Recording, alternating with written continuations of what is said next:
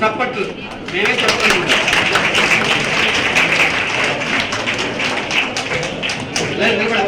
అది శుభం. ఇదిగో నేను ఇస్తున్నా, పట్టుకోనైనా శుభం, పట్టుకొని శుభం. ఒక్క నిమిషం కూర్చోండి.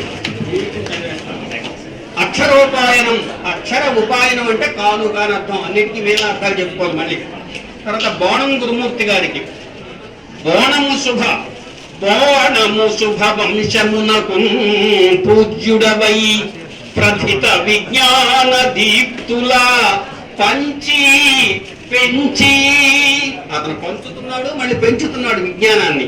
తర్వాత వక్త, గొప్ప వక్త, గురునివై నటుడివై వాసిగాంచి వివిధ పాత్రల ధరించి వింత చేసి అఖిల సమ్మానముల గంటివి అగణితముగా